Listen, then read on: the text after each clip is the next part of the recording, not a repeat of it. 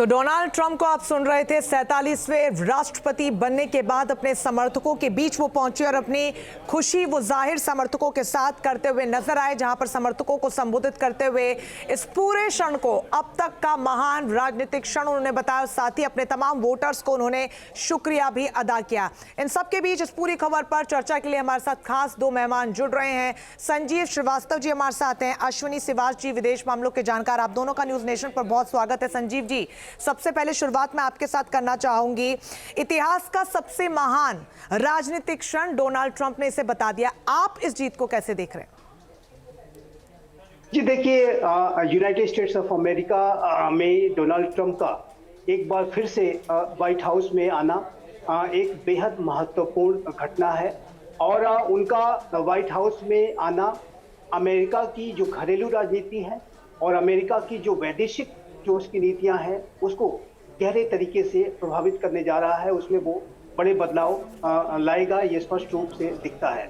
जहां तक घरेलू विषयों की बात है तो यूनाइटेड स्टेट्स ऑफ अमेरिका में इन चुनावों में जो कॉस्ट ऑफ लिविंग की जो क्राइसिस है, जो आर्थिक चुनौतियां अमेरिका की जनता फेस कर रही थी, जाहिर है कि ये सबसे बड़ा मुद्दा था। और वर्तमान की जो बाइडेन एडमिनिस्ट्रेशन की जो सरकार रही, उसकी जो नीतियां हैं उसको अमेरिका की जन ने पसंद नहीं किया है, उसे रिजेक्ट किया है। और डोनाल्ड ट्रंप जो कि एक बिजनेस क्लास से आते हैं और राजनीति में आने से पहले वो कभी भी किसी राजनीतिक पद पे नहीं रहे, और 2016 से 20 के दौरान जो अमेरिका के राष्ट्रपति पद पर जब आए तो उनका ये पहला राजनीतिक पद था। तो जाहिर है कि अपने जो अप्रोच में उनका जो बिजनेस का जो माइंडसेट है, उसकी वजह से अमेरिका की जनता को ये लगा कि वो उनकी आर्थिक चुनौतियों पर ज़्यादा बेहतर तरीके से ध्यान दे सकते हैं। और डोनाल्ड ट्रंप के अगर आप स्पीचेस को देखें, उनकी पॉलिसी अप्रोच को देखें, तो अमेरिका फर्स्ट की नीति को लेकर के हमेशा से आगे चलते हैं। और उन्होंने ये भी कहा कि America make America great again का जो उनका नारा है, मागा का जो नारा है, जाहिर है कि उसमें वो अमेरिका के हितों को सर्वोपरि रखना, अमेरिका के जो अपनी शक्ति को, अपने पावर प्रोजेक्शन को और अधिक तरीके से बेहतर तरीके से प्रोजेक्ट करना, तो उनका लक्ष्य रहा है। और जो कि अमेरिका की जनता को ये रास आया है।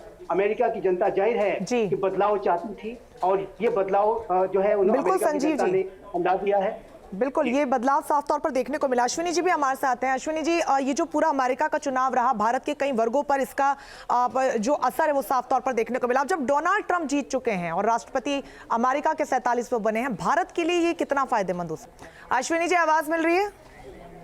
ठीक है, अश्विनी जी से दोबारा से कनेक्ट करेंगे। संजीव जी लगातार बने हुए हैं। संजीव जी, ये सवाल आपसे भी, क्योंकि भारत के नजरिए से भी इस पूरे चुनाव को देखा जा रहा तो उतनी अहमियत भी दी जा रही थी। अब जब ट्रंप जीते हैं तो क्या ये फायदेमंद होगा?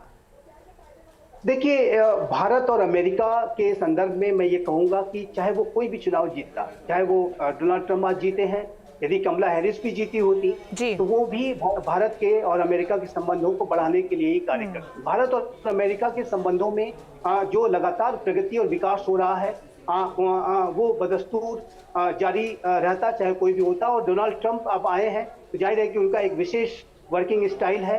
लेकिन डोनाल्ड ट्रंप इस बात को जानते हैं कि भारत विश्व का सबसे बड़ा लोकतांत्रिक राष्ट्र है और भारत और अमेरिका के बीच के जो संबंध हैं उनका जो आधार है वो हमारे साझा लोकतांत्रिक मूल्य, हमारे share democratic values, shared interest, साझा हित, साझा अवसर, साझा चुनौतियां, उन आधारों पर ये संबंध निर्धारित होते हैं। ये गवर्नमेंट टू गवर्नमेंट रिलेशनशिप ही नहीं है, बल्कि ये दो राष्ट्रों के जो महान लोकतंत्रों के बीच के संबंध है, जो इंडियन डायस्पोरा है उसका बहुत बड़ा आधार है और इन संबंधों को बढ़ाने में। तो ये कोई भी राष्ट्रपति बनता तो ये संबंध आगे बढ़ते। लेकिन एक बात मैं अवश्य कहूंगा, डोनाल्ड ट्रंप के सत्ता में आने से जो विश्व में और भारत के लिए भी जो की बड़ी चुनौती है, आतंकवाद और अतिवाद, संजीव जी, मैं आपके पास लौटूंगी और कई अन्य सवाल भी हैं। इन सबके बीच दीपक कावरिया जी भी हमारे साथ जुड़ गए हैं, एनआरआई फेडरेशन यूएसए के चेयरमैन है। बहुत स्वागत है सर आपका भी। दीपक जी, जिस तरीके से तस्वीरें भी निकलकर सामने आ रही है और अभी भी अपने समर्थकों को ट्रंप ने जब संबोधित किया तो उन्होंने कई बड़ी बातों का जिक्र किया, जिसमें उन्होंने दो बातें कही कि भविष्य यहां से अमेरिका का सुधारूंगा, एक बार फिर से अमेरिका ग्रेट होगा, यानी कि America will be great again.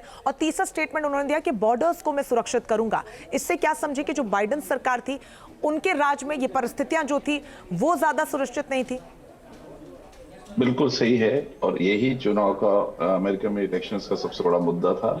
25% मुद्दा था कि अमेरिका में इन्फ्लेशन रेट बहुत बढ़ गई है इंटरेस्ट रेट बहुत हाई थी, प्रोडक्ट्स की प्राइसेस बहुत ज्यादा थी, अफोर्डेबल नहीं था लोगों को, बहुत सारे लोग जो है अफोर्ड नहीं कर पाते थे, हर चीज बहुत महंगाई पे रह गई थी। बाइडेन एडमिनिस्ट्रेशन ने उस चीज के लिए बिल्कुल भी एड्रेस नहीं किया। दूसरी चीज ये है कि जो बॉर्डर क्रॉसिंग है, जो बाइडेन एडमिनिस्ट्रेशन ने बॉर्डर्स को जितना लूज कर दिया, और इलीगल 7 मिलियन इलीगल, मतलब 70 लाख इलीगल लोग अमेरिका में आ गए, उसको they were costing to US taxpayers. आज यूएस टैक्स पेयर्स को कॉस्ट कर रहे थे, यूएस टैक्स पेयर्स के हार्ड एंड मनी उन लोगों के लिए बिलियंस ऑफ डॉलर उन पे खर्चा हो रहा था, और उसकी जगह से अमेरिका में जो स्ट्रीट क्राइम है और क्राइम रेट है बहुत हाई हो गया था। न्यूयॉर्क सिटी में, कैलिफोर्निया में, लॉस एंजलिस में, सैन फ्रांसिस्को में, हर जगह रोड पे और शॉपलिफ्टिंग, स्ट्रीट क्राइम बहुत ज्यादा हो गया था। $1000 तक पुलिस ने रिपोर्ट लेना बंद कर दिया था।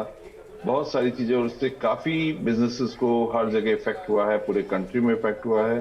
People were sick and tired कि भाई बाइडेन एडमिनिस्ट्रेशन हमें नहीं चाहिए जी। और कमला हैरिस ने पिछले 4 साल में कोई भी ऐसा काम नहीं किया जिसकी वजह से बाइडेन एडमिनिस्ट्रेशन को या कमला हैरिस को पब्लिक वोट दे, उनको पसंद करे।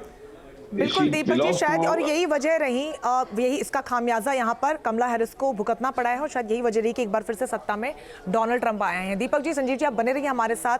न्यूज नेशन अब व्हाट्सएप पर खबरों की ताजा अपडेट के लिए न्यूज नेशन के इस QR कोड को स्कैन करें।